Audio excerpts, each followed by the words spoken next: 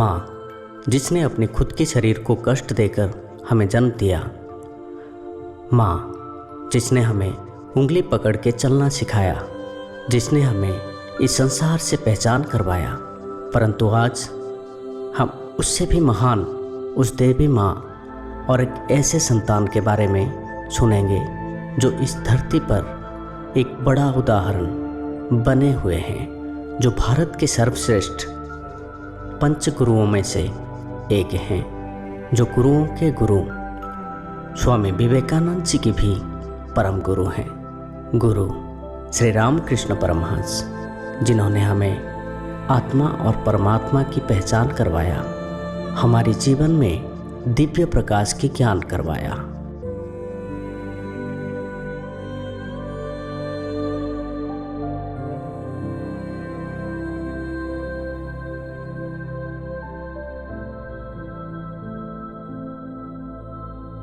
ये 18वीं शताब्दी की मध्यकाल की बात है। देलेपुर नामक एक छोटा सा गांव, जो कि बंगाल के हुगली नामक जिला में आता है। देलेपुर गांव में एक ब्राह्मण परिवार निवास करता था, जिसका मुखिया माणिकराम चट्टोपाध्याय थे, जो बड़े ही दयालु और धर्मात्मा थे। अपनी पैतृक भूमि में कर्म करके उपार्जित फसल से वे अपने परिवार का भरण पोषण करते थे और संकट के दिनों में गांव के दीन दुखियों की भी सहायता करते थे। उनके 3 पुत्र और एक कन्या थी। बड़े पुत्र का नाम सुधीराम था।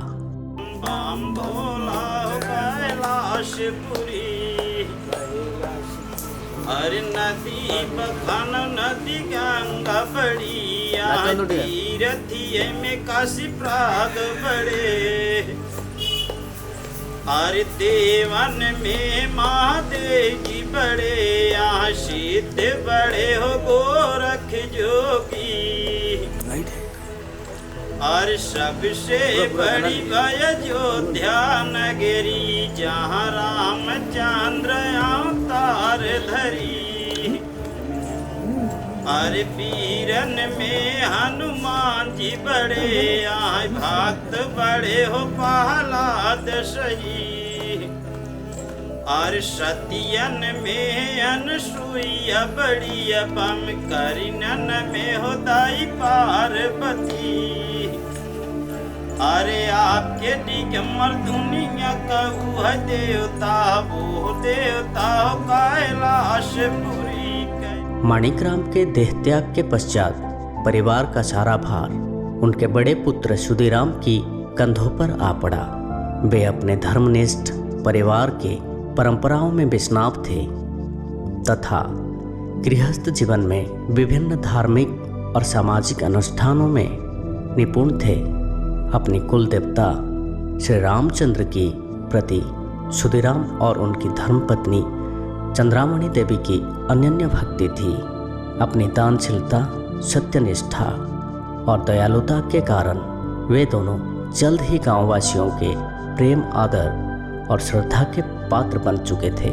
सन 1814 में सुधीराम के जीवन में एक बड़ी महत्वपूर्ण घटना घटी। गांव के जमींदार ने उन्हें अकेले बुलाया और कहा, दाऊ जी प्रणाम। रामलाल, जाओ उस पंडित जी को बुला कर ले आओ।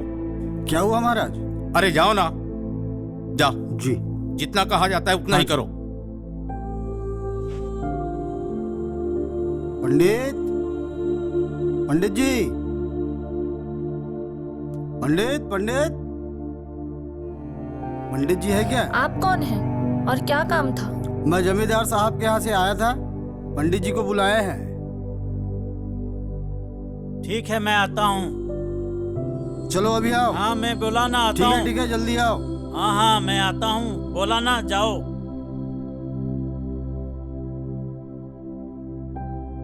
क्या हुआ जी? क्यों बुलाया आपको? पता नहीं क्यों बुलाए मुझे।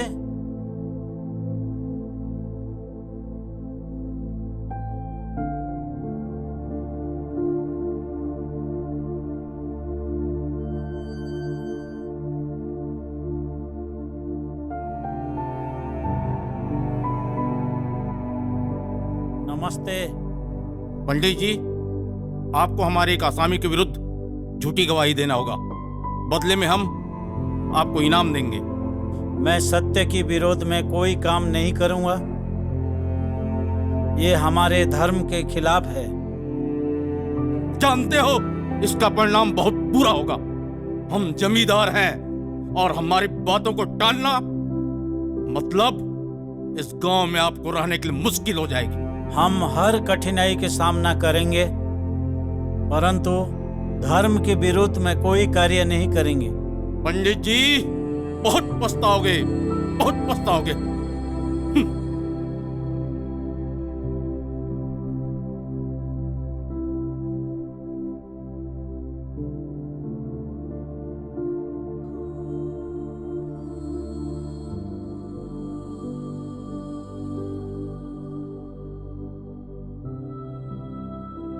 चंद्रा,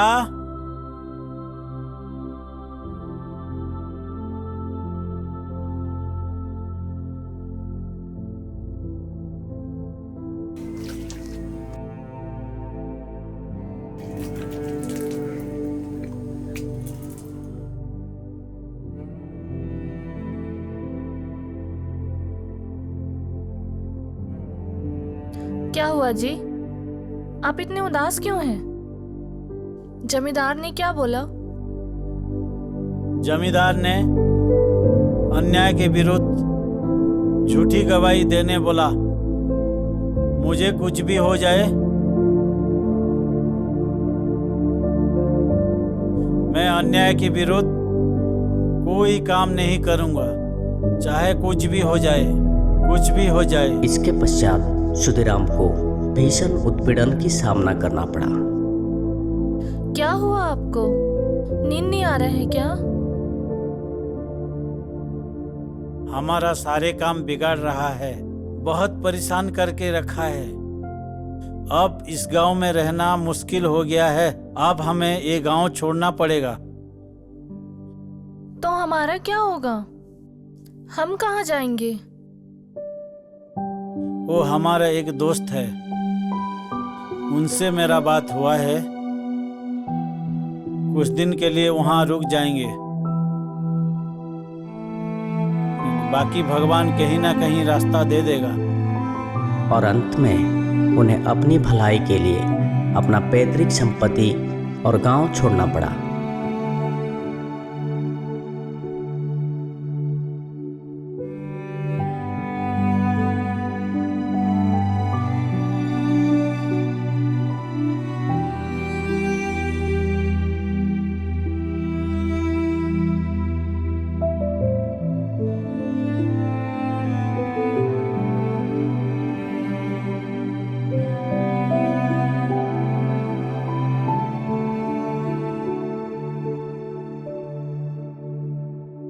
अपने एक मित्र के सहायता से वे पड़ोस के गांव कामारपुकुर में जाकर आश्रय लिए और उनकी उदारता से उन्हें वहां कुछ अत्यंत उपजाऊ भूमि प्राप्त हुआ, जिसे परिवार की सामान्य आवश्यकताएं पूरी होने लगी।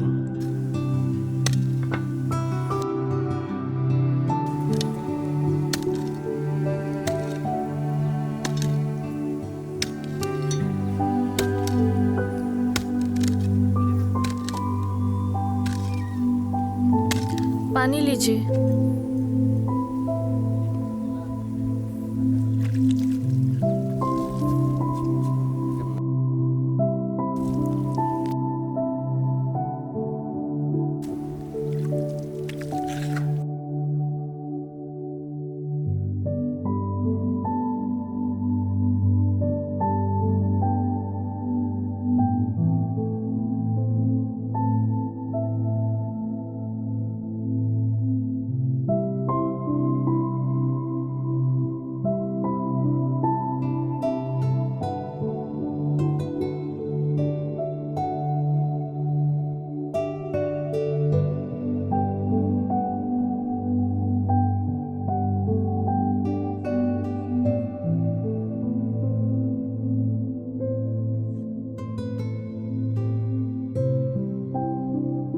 कामारपुकुर गांव के शांत और सुखमय वातावरण में क्षुदिराम ने अपने नया जीवन आरंभ किया और शीघ्र ही पड़ोसियों की चित्त आकर्षित कर वे उनके श्रद्धा के पात्र बन गए।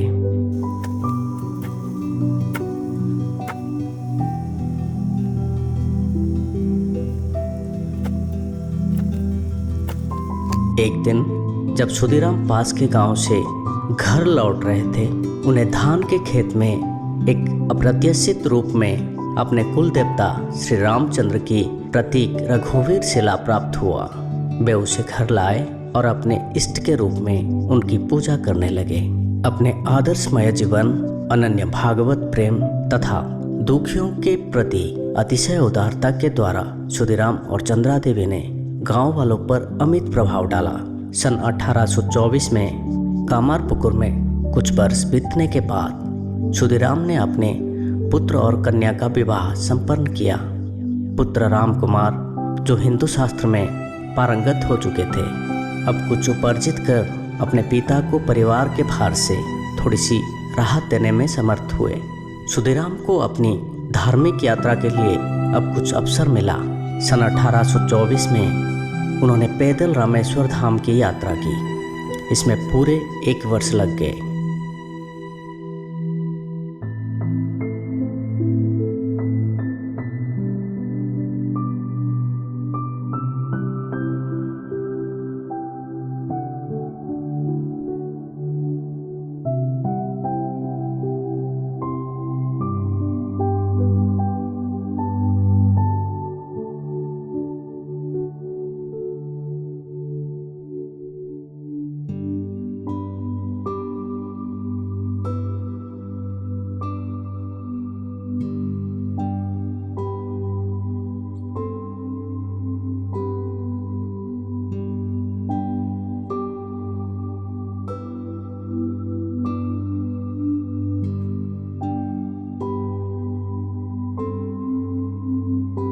जिसके 12 महीने बाद सन 1826 में उनकी पत्नी चंद्रा देवी ने दूसरे पुत्र को जन्म दिया, जिसका नाम रामेश्वर रखा गया। लगभग 11 वर्ष के बाद सुधीराम ने सन 1835 में अपनी दूसरी यात्रा गया धाम के लिए निकले। वहाँ सारे धार्मिक कृत्य संपन्न करने के बाद उन्हें प्रातः सपने में एक अद्भुत दर्शन हुआ। हृदय में अनुपम आनंद का अनुभव करते हुए सुधीराम जग उठे। वे समझ गए एक दिव्य आत्मा शीघ्र ही उनकी घर को पवित्र करने वाली है। उसी समय चंद्रा देवी को भी कामारपुकुर में एक अद्भुत दर्शन हुआ। सुधीराम के कामारपुकुर लौटने पर चंद्रा देवी ने अपने स्वाभाविक सहज सरल भाव से उन्हें कहा, जानते हैं, एक रात मैं सपने में देखी कि आपके जैसा दिव्य पुरुष मेरे बाजू में सोया था, और दूसरे दिन मैं धानी के साथ अपने घर से लगे शिव मंदिर के पास ही खड़ी थी। मंदिर के शिवलिंग से एक दिव्य प्रकाश किरण निकलकर मेरे भीतर प्रवेश कर गई। मैं अभिभूत हो गई और संज्ञाहीन होकर भूमि पर गिर पड़ी। धानी मुझे होश में लाई और मुझे उसी समय पता चला कि मैं गर्भवती हूँ। मुझे भी गया में एक दिव्य दर्शन हुआ। मैंने एक दिन प्रातः सपना में देखा, विष्णु जी की मंदिर में मैं खड़ा हूँ। पितृगण सिंहासन पर विराजित एक दिव्य पुरुष को साष्टांग प्रणाम कर रहे थे। फिर वो दिव्य पुरुष ने मुझे इशारा किया। मैं पास जाकर उनको साष्टांग प्रणाम किया और उस दिव्य पुरुष ने मुझे कहा, मैं तुम्हारे भक्ति से अति प्रसन्न हूँ। मैं तुम्हारे घर में पुत्र बन करके जन्म लूंगा। मेरा हृदय आनंद से भर गया। मैं जग उठा। तुम्हें और मुझे दोनों को इस दिव्य दर्शन होने का अर्थ अब हमारे घर किसी दिव्य संतान के द्वारा धन्य होगा। ये बात तुम किसी दूसरे से मत कहना। यह बात सुनकर चंद्रा देवी को बड़ी सांत्वना मिली और वे सर्वज्ञ भावेन अपने को श्री रघुवीर की इच्छा पर समर्पित कर अपनी दिन बिताने लगी। आखिर वो शुभ दिन आ ही गया जिसकी सुधीराम और चंद्रा देवी उत्सुकता के साथ राह देख रहे थे। 18 फरवरी 1836 के ब्रह्म मुहूर्त में चंद्रा देवी ने एक बालक को जन्म दिया जो आगे चलकर संसार में गुरु श्री रामकृष्ण परमहंस के नाम से विख्यात हुए। प्रसिद्ध ज्योतिषियों ने बालक के महान भविष्य की घोषणा की। पुत्र के भावी महान जीव की पुष्टि अपने स्वप्न तथा चंद्रा देवी की अनुभव से होते हुए सुधीराम अत्यंत प्रसन्न हुए। गया में हुआ अद्भुत स्वप्न के स्मृति में उन्होंने पुत्र का नाम गदाधर रखा। जन्म से ही गदाधर ने न केवल अपनी माता पिता, अपने संबंधियों को भी और पड़ोसियों को भी अपनी आकर्षण से मंत्रमुग्ध कर रखा था।